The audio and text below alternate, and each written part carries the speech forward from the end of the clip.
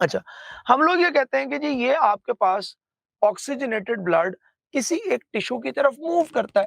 Definitely ये आपके पास एक ब्लड सर्कुलेटरी सिस्टम है और ये ब्लड सर्कुलेटरी सिस्टम डेफिनेटली इस ब्लड को मूव करके लाएगा टुवर्ड्स सम टिश्यूज, किसी टिश्यू की तरफ लेकर आएगा।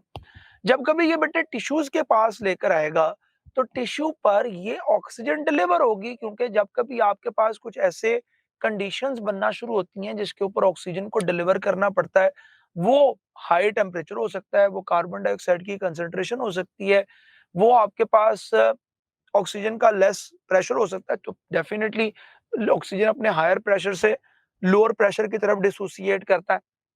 सो हम ये बात पढ़ते हैं कि किसी एक सेल के अंदर ऐसे कौन से हालात होते हैं जिसकी वजह से यहाँ पर ऑक्सीजन को ड्रेन कर दिया जाता है। यानी अगर फॉर एग्जांपल ये आपके पास कोई एक मेटाबॉलिक सेल है, this is your metabolic cell जिसमें मेटाबॉलिक रिएक्शंस चल रहे हैं और इसमें ऑक्सीजन की रिक्वायरमेंट है, तो बेटे पॉसिबल वेज कौन सी हो सकती हैं कि ऑक्सीजन को यहाँ पर डिसोसिएट होना पड़े।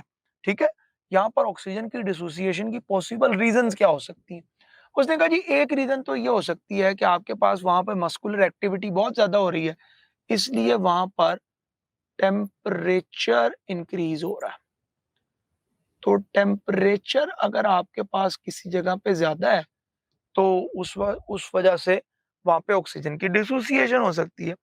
दूसरे नंबर पर हम लोग ये बात पढ़ते हैं कि अगर किसी जगह पर कार्बन डाइऑक्साइड की कंसंट्रेशन ज्यादा है, और लाजमी बात है बेटे आपके पास कार्बन डाइऑक्साइड की कंसंट्रेशन ज्यादा तभी होगी जब यहाँ पर एरोबिक रेस्पिरेशन हो रही होगी और यहाँ पर इनफ कार्बन डाइऑक्साइड प्रोड्यूस होगी, तो ये भी एक फैक्टर होगा कि यहाँ से कार्बन डाइऑक्साइड अब यहाँ से ऑक्सीजन को डिसोसिएट करवाया जा सके।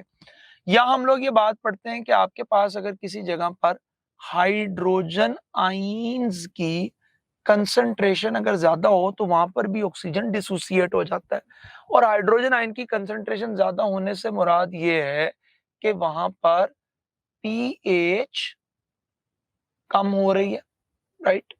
और वहां पर अगर 60 mm ऑफ एच जी से प्रेशर कम हो जाएगा, तो 60 mm ऑफ एच जी से प्रेशर कम होने की सूरत में ऑक्सीजन वहां से डिसोसिएट होगी। जैसे मैंने ये कहा था कि जी यहाँ पर ऑक्सीजन की अटैचमेंट को क्या कहेंगे, अगर सवाल पूछा जाए कि आपके पास attachment of oxygen with haemoglobin is named as oxidation और ऑक्सीजनेशन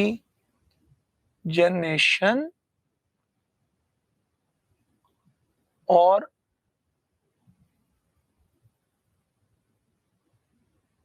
रिडक्शन। जी, binding of oxygen with haemoglobin is termed as, yes it is termed as oxygenation. ये ऑक्सीजनेशन है। और बेटे जब कभी ऑक्सीजन उसको रिमूव करके सेल तक दे दी जाती है, यानी जब ऑक्सीजन यहाँ से रिमूव होकर सेल के लेवल तक चली जाती है, तो this process is named as dissociation of oxygen.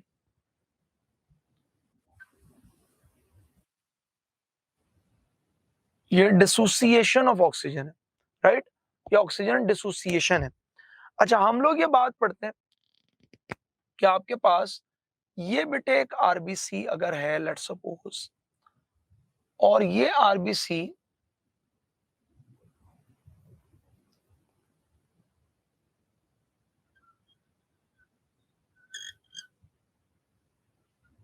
ये अगर आपके पास एक आरबीसी मौजूद है और यहाँ पर ऑक्सीजन की डिसोसिएशन हो जाती है फॉर एग्जांपल, हम कहते हैं ऑक्सीजन के ये सारे फैक्टर बिल्कुल ठीक है। और एक दूसरा फैक्टर ये भी है कि आपके पास इस सेल के अंदर एक और प्रोटीन पिगमेंट पाया जाता है जिसको हम लोग मायोग्लोबिन का नाम देते हैं, और मायोग्लोबिन की एफिनिटी जो है वो हीमोग्लोबिन से भी ज्यादा होती है। इस वजह से यूजुअली यहाँ पर हम एक फैक्टर ये भी पढ़ते हैं कि ये ऑक्सीजन वहां से डिसोसिएट करके इसके साथ अटैच होती है और वो काफी देर तक ऑक्सीजन इसके साथ अटैच रहती है।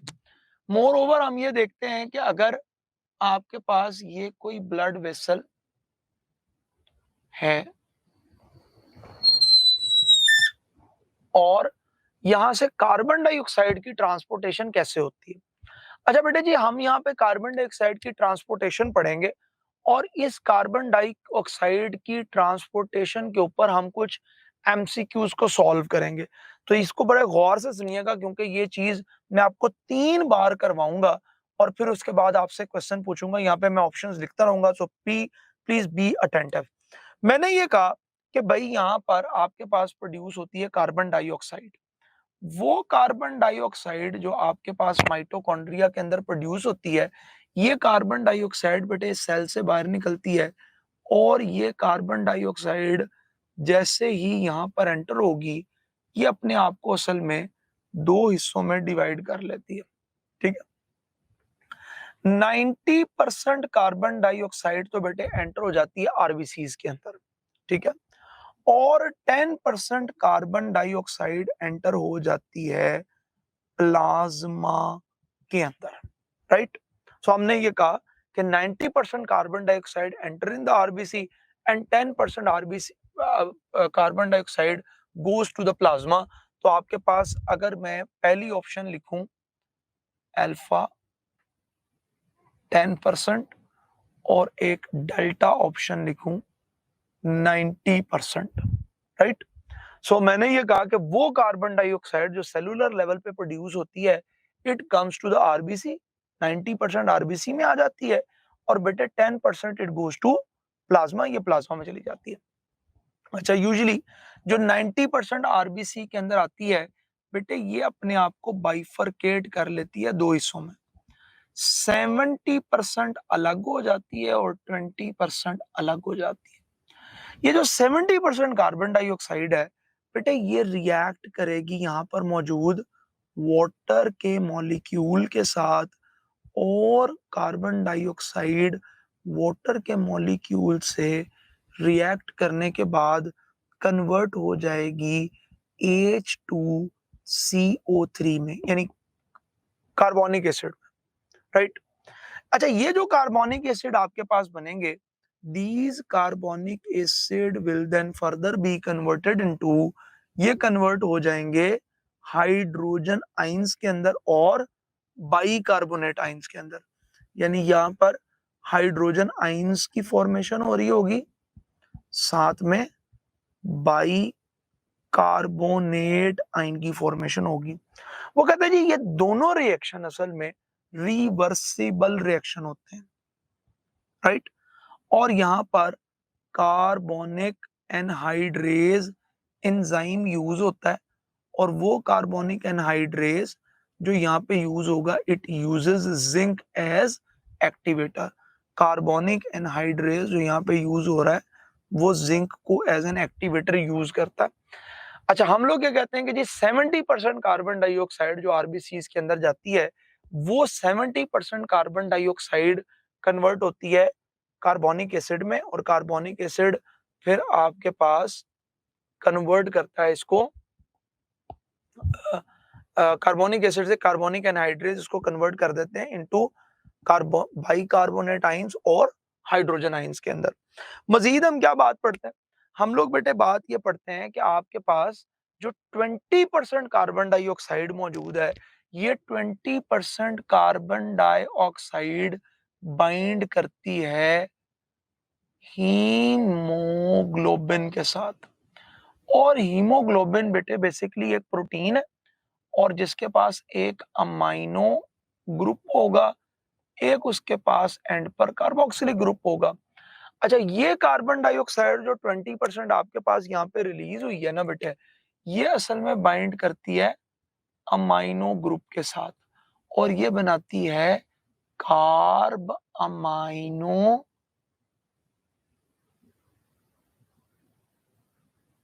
हीमोग्लोबिन। ठीक है, ये कार्ब अमाइनो हीमोग्लोबिन बनाती है। This is carb amino haemoglobin. अच्छा, अब होगा ये कि ये तो कार्ब अमाइनो हीमोग्लोबिन बन गया। आपके पास यहाँ पर हम एक और बात ये पढ़ते हैं कि हीम ग्रुप पड़ा हुआ है। ये हीम तो अलग से ग्रुप है ना बेटे, जिसके ऊपर ऑक्सीजन बैठी है, राइट। अब होगा ये कि ये जो 10% प्लाज्मा के अंदर एंटर हुई थी, इसमें से बेटे 5% तो ऐसी होती है जो कि डिसॉल्व हो जाती है प्लाज्मा में।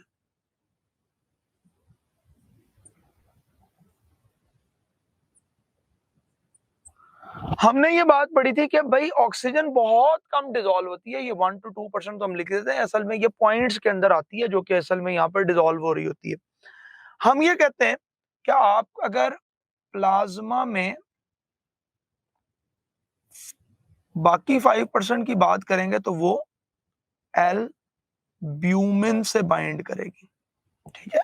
5% वो एल्ब्यूमिन प्रोटीन से बाइंड करेगी, 5% वो प्लाज्मा में डिसॉल्व हो जाएगी।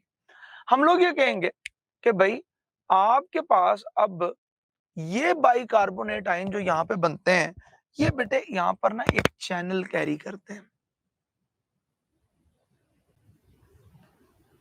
इसको हम लोग क्लोराइड शिफ्ट या हैमबर्गर्स फिनोमिना कहते हैं। ये आपके पास ना बेटे एक एंटी पोर्टर चैनल है, और ये आपके पास यूं क्लोराइड शिफ्ट या हैम बर्गर फिनोमिना है, जिसमें होता यूं है कि आपके पास ये बाइकार्बोनेट आयन जो यहाँ पे बना होता है बेटे, ये यहां से बाहर ट्रेवल कर जाता है। जब ये बाइकार्बोनेट आयन यहाँ पर बाहर ट्रेवल करता है तो इसके रिस्पॉन्स में कुछ क्लोराइड आयन्स होते हैं। अब देखें यहाँ पर अगर ये नेगेटिव आयन आएगा तो यहाँ पर नेगेटिव आयन का नंबर ज्यादा हो जाएगा। तो इसको बैलेंस करने के लिए, इसकी न्यूट्रलिटी को मेंटेन करने के लिए यहाँ से बेटे कुछ क्लोराइड आयन्स होते हैं जो इसी रेशो में इसके अंदर एंटर होते रहते हैं। यानी बाइकार्बोनेट आयन्स बाहर निकलते रहते हैं, क्लोराइड आयन्स सेल के अंदर एंटर होते रहते हैं। और ये वाले जो हाइड्रोजन आयन्स होते हैं, ये हाइड्रोजन आयन्स आपकी तरफ यहाँ पर मूव कर जाते हैं towards the some R groups of amino acids. अच्छा, जितने ज्यादा बेटे हाइड्रोजन आयन यहाँ पर जाएंगे, ऑक्सीजन की डिसोसिएशन उतनी ज्यादा होगी, क्योंकि हमने ये बात पढ़ी है कि हाइड्रोजन आयन जितने ज्यादा होते हैं उतनी ऑक्सीजन की डिसोसिएशन ज्यादा हो रही होती है। हम लोग ये कहते हैं कि वो क्लोराइड आयन जो आपके पास यहाँ पर आते हैं, ये क्लोराइड आयन्स यहाँ पर पोटाशियम के साथ बाइंड करेंगे, और जब कभी बेटे ये क्लोराइड आयन्स पोटाशियम से बाइंड करेंगे, ये बनाएंगे KCl, राइट। और अगर हम ये कहें कि वो बाइकार्बोनेट आयन जो बाहर चले जाते हैं, वो यहाँ पर बेटे बाहर बाइंड करेंगे सोडियम के साथ, और ज्यादातर जो ट्रेवलिंग हो रही होगी वो सोडियम बाय कार्बोनेट की फॉर्म के अंदर होगी, राइट। और अगर मैं ये कहूं कि बेटे कुछ बाइकार्बोनेट आयन अंदर रह जाते हैं, तो वो बाइकार्बोनेट आयन जो बाहर नहीं निकल पाते, वो अगर अंदर रह जाएंगे तो वो भी पोटाशियम के साथ बाइंड करेंगे और वो बनाएंगे पोटाशियम बाय कार्बोनेट। इस वजह से बहुत कम बाइकार्बोनेट या कार्बन डाइऑक्साइड ऐसी होगी जो कि पोटाशियम बाइकार्बोनेट की फॉर्म में ट्रेवल करेगी। ज्यादातर आपके पास ऐसी होगी जो सोडियम बाइकार्बोनेट की फॉर्म में ट्रेवल करते हैं। अच्छा, अब एक बार हमने ये चीजें देख ली, हम इसको दोबारा आते हैं, और हमने जो कुछ और परसेंटेजेस यहाँ पे पढ़ी, हम लोग वो लिख लेते हैं कि अगर बीटा ऑप्शन आपके पास है कोई 20% और चार्ली ऑप्शन है कोई 80%, और कोई ई ऑप्शन भी आप लिख लें 25%, और एक एफ ऑप्शन भी आप लिख लें कि 5% लेट सपोज, और 20% फॉर इंस्टेंस। 20% खैर हम लिख चुके हैं, और 70% लिखेंगे फॉर इंस्टेंस 70%। लेकिन मैं रिपीट करने लगा और आप प्लीज अटेंटिव रहिएगा। हम लोगों ने ये बात की कि ये वो कार्बन डाइऑक्साइड का मॉलिक्यूल है जो कि या ये वो अमाउंट ऑफ कार्बन डाइऑक्साइड है जो यहाँ से बेटे एंटर होती है और ये अपने आप को दो हिस्सों में डिवाइड कर लेती है। जब कभी आपके पास ये अपने आप को दो हिस्सों में डिवाइड करती है तो 90% एंटर्स इन द आरबीसीज और 10% एंटर्स इन प्लाज्मा। 10% प्लाज्मा में एंटर हो जाती है, 90% एंटर हो जाती है इनटू आरबीसीज। बेटे वो जो 10% प्लाज्मा में एंटर होती है वो असल में 5% डिसॉल्व हो जाती है प्लाज्मा में, 5% बाइंड कर जाती है एल्ब्यूमिन के साथ। ठीक है, 5% dissolve in plasma and 5% binds to albumin. अच्छा, हम कहते हैं चलिए ये तो आसान है क्योंकि ये बाहर चली गई। 90% जो अंदर रह जाती है वो अपने आप को दो हिस्सों में डिवाइड करती है। 20% binds to the protein part और अमाइनो रीजन के साथ बाइंड करती है, इसलिए कार्बामीनो हीमोग्लोबिन बनता है। तो 20% तो वो हीमोग्लोबिन की प्रोटीन के साथ बाइंड कर गई। बेटे 70% डिसॉल्व होती है वाटर में और वो बनाती है कार्बोनिक एसिड। और ये जो कार्बोनिक एसिड आपके पास बनता है, ये कार्बोनिक एसिड बाद में हाइड्रोजन आयन और बाइकार्बोनेट आयंस में चेंज हो जाता है। जैसे ही बेटे ये बाइकार्बोनेट आयंस बाहर निकलते हैं तो उस वक्त क्लोराइड आयंस एंटर हो रहे होते हैं। तो ये बाइकार्बोनेट आयन सोडियम आयन के साथ बाइंड करेंगे, जिसके बाद ये सोडियम बाइकार्बोनेट बनाएंगे and the sodium bicarbonate will travel. So हम कहते हैं जी वो क्लोराइड जो आपके पास इनवर्ड मूव किया, दिस क्लोराइड वो इसलिए ऐड होता है क्योंकि यहाँ पर अगर आपने बाइकार्बोनेट ऐड करते रहे तो बेटे यहाँ पर सारी की सारी नेगेटिव आयन ज्यादा हो जाएंगे, तो नेगेटिव आयन को बैलेंस करने के लिए हम क्लोराइड शिफ्ट करते हैं। सो वो क्लोराइड आपके पास यहाँ पे मूव कर रहे होते हैं। अच्छा, सो हम कहते हैं कि जनाब अगर इसको हम एक स्टोरी के पैटर्न में पढ़ें तो आप यूं समझ लें कि ये एक हस्बैंड है जो कि सुबह उठते हैं और ये रेडी जाकर पानी से नहाते हैं, नहाकर किसमें चेंज हो जाते हैं? ये कार्बोनिक एसिड में चेंज हो जाते हैं। ये कार्बोनिक एसिड जो आपके पास बनता है, ये हस्बैंड घर से बाहर निकलने से पहले कुछ इंसेक्ट छोड़ जाते हैं। वो इंसेक्ट्स क्यों छोड़ते हैं? क्योंकि ये जितने इंसेक्ट्स के पास जाएंगे उतनी उनकी मिसेज वहां से डिसोसिएट होंगी, वरना तो वो सारा दिन इस पलंग पे लेटी रहेंगी। तो वो यहाँ पे जितने इतने ज्यादा हाइड्रोजन आयन यहाँ पे रिलीज कर जाते हैं कि ये ऑक्सीजन की डिसोसिएशन बढ़ जाती है। राइट, हम कहते हैं जब कभी हस्बैंड घर से बाहर जा रहे होते हैं तो घर में कोई आ रहा होता है। अच्छा, ये कौन होती है? शी इज क्लोपेथ्रा, यानी ये काम वाली होती है। ये घर में आ जाती है और हम ये कहते हैं कि भाई घर में कोई कुलसुम होती है, ये उनके साथ मिलके काम करती है। राइट। अच्छा, अगर मैं आपसे ये कहूं कि ये जो आपके पास बाइकार्बोनेट आयन बाहर, यानी हस्बैंड जो बाहर निकला है उसका भाई भाई उसका कोई दोस्त इंतजार कर रहा था, वो सारा दिन वहां पे फिरते रहते हैं। अच्छा, तो वो प्लाज्मा के अंदर मूव करेंगे। अच्छा, अगर कभी हस्बैंड की तबीयत खराब हो और वो घर से बाहर ना निकल रहा हो तो मुझे ये बताएं कि अगर ये बाइकार्बोनेट बाहर नहीं निकलेगा तो क्या क्लोराइड आयन अंदर आएंगे? नहीं आएंगे। तो फिर ये बाइकार्बोनेट किसके साथ बाइंड करेंगे? ये पोटेशियम के साथ बाइंड करेंगे, कुलसुम के साथ, ये दोनों घर में रहेंगे। राइट। अच्छा, अब मैं आ जाता हूँ जी क्वेश्चंस की तरफ। अब जरा अटेंटिव होइएगा और मुझे ये बताइएगा कि कितने परसेंट कार्बन डाइऑक्साइड प्लाज्मा के साथ ट्रेवल करती है?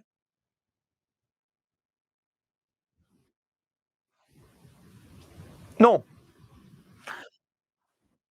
80% इज द राइट आंसर। बेटा देखो, 10% प्लाज्मा के साथ बाइंड की और एक और बात पे भी तो गौर करो, जो ये 70% कार्बन डाइऑक्साइड थी ये कहां पे आ गया? ये भी तो प्लाज्मा में आ गया। ठीक है, तो पेपर का भाई ये एमसीक्यू है कि आपके पास जो 80% कार्बन डाइऑक्साइड है वो ट्रेवल इन प्लाज्मा, वो प्लाज्मा में ट्रेवल करता है। ठीक है, अगला क्वेश्चन पूछे। ये बताइएगा बेटे कि कितने परसेंट कार्बन डाइऑक्साइड प्लाज्मा में डिसॉल्व हो जाती है? 5। ठीक है, 5% इज डिसॉल्व इन प्लाज्मा। ये 5% वो है जो डिसॉल्व इन प्लाज्मा है। ठीक है, मुझे ये बताएं क्या अगर मैं आपसे सवाल ये पूछूं कि कितने परसेंट कार्बन डाइऑक्साइड आरबीसीज के साथ मूव करती है? 20%। यस। देखिए ना, 90% तो नहीं होगी क्योंकि 70% तो बाहर निकल जाएगी। तो 20% कार्बन डाइऑक्साइड आपके पास वो होगी जो कि ट्रेवल्ड अलोंग आरबीसीज, ये ट्रेवल अलोंग आरबीसीज होगी। अच्छा, अगर मैं आपसे बेटा सवाल ये पूछूं कि मुझे ये बताइएगा कि कितने परसेंट कार्बन डाइऑक्साइड प्रोटीन्स के साथ ट्रेवल करती है?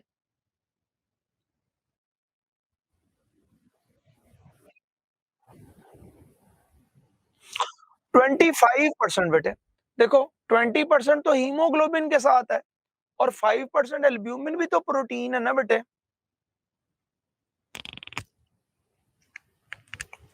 तो हम कहते हैं जी ट्रेवल अलोंग प्रोटीन्स, वो इतनी होती है। अच्छा खैर, हम कहते हैं जी ये ट्रांसपोर्टेशन ऑफ कार्बन डाइऑक्साइड है, ये कार्बन डाइऑक्साइड वहां पे जाएगी, ये सारे रिएक्शन रिवर्स होंगे और आपके पास ये चलेगा। लेकिन बड़ी इंपॉर्टेंट, बहुत ही इंपॉर्टेंट बात ये है कि आपके पास यहाँ पर जो ऑक्सीजनेटेड ब्लड आया था बेटे, उसके अंदर कार्बन डाइऑक्साइड की क्वांटिटी कितनी थी?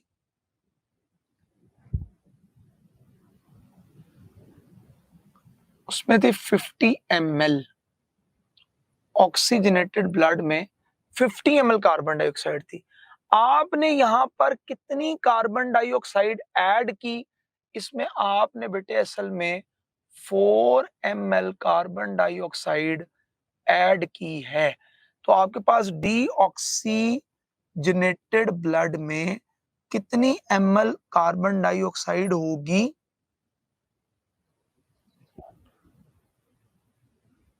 54 ml कार्बन डाइऑक्साइड। तो यानी अगर मैं यहां पर आपको एक अलग से टेबल बना दूं कि ऑक्सीजनेटेड ब्लड और डीऑक्सीजनेटेड ब्लड में अगर हम कार्बन डाइऑक्साइड की कंसंट्रेशन देखें, तो बेटे आपके कार्बन डाइऑक्साइड की भी कंसंट्रेशन देखेंगे, ऑक्सीजन की भी कंसंट्रेशन देखेंगे और उनकी पीएच भी देखेंगे। जी।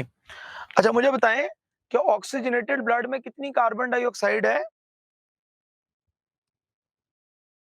यस। और डीऑक्सीजनेटेड में यानी हम 4 ml का एक्सचेंज कर रहे हैं। अच्छा बेटा, अगले नंबर पे देखो, ऑक्सीजन को जरा ऑब्जर्व करो। जब कभी आप ऑक्सीजन को ऑब्जर्व करते हो तो ऑक्सीजन आपके पास ऑक्सीजनेटेड ब्लड में कितनी है? 20 ml। आप यहाँ पर 5 ml ऑक्सीजन को ड्रेन करते हो। 5 ml ऑक्सीजन यहाँ पे ड्रेन होती है। तो आपके पास यहाँ पर जो ऑक्सीजन बचती है, जो ऑक्सीजन बचेगी वो तकरीबन होगी 15 ml। ठीक है। हाँ, तो मैं कहता हूँ जी ऑक्सीजनेटेड ब्लड में तकरीबन 20 ml ऑक्सीजन थी, डीऑक्सीजनेटेड ब्लड में 15, क्योंकि आप 5 ml ऑक्सीजन का एक्सचेंज कर रहे हो। ठीक है। पीएच, ऑक्सीजनेटेड ब्लड की जो बेटे पीएच होती है ना, वो होती है 7.4। जबकि डीऑक्सीजनेटेड ब्लड में जो कि कार्बन डाइऑक्साइड एंटर हुई हुई है, तो पीएच इसकी ड्रॉप कर जाएगी, 7.35 हो जाएगी। तो ये थोड़ा सा डिफरेंस आएगा आपके पास पीएच के अंदर। अच्छा, अब मैंने कहा जी 54 वाला ब्लड आप यहाँ पे लेकर आए और आप 54 वाले ब्लड से कितनी कार्बन डाइऑक्साइड यहाँ पे रिमूव करोगे? 4 ml कार्बन डाइऑक्साइड रिमूव करोगे। बेटे आपके एनवायरनमेंट में कितनी ऑक्सीजन मौजूद होती है? नहीं, हाँ, वो तो कार्बन डाइऑक्साइड है ना। मैं ऑक्सीजन की बात पूछ रहा हूँ। का ऑक्सीजन, ऑक्सीजन 21% है। बेटा 21 ml ऑक्सीजन आप लेके गए थे, इसमें से आपने इनहेल कितनी की थी? 5 ml। यानी ये इनहेल का मतलब ये है कि आपने ऑक्सीजनेट कितने परसेंट की थी? 5 ml। तो आप एक्सेल कितनी करोगे ऑक्सीजन? हाँ जी, 16 ml हम ऑक्सीजन एक्सहेल करते हैं। तो बेटा ये हमारी कैलकुलेशन यहाँ पर मुकम्मल हो रही होती है और हम लोग ये कह रहे होते हैं कि ये transportation of carbon dioxide and oxygen got completed.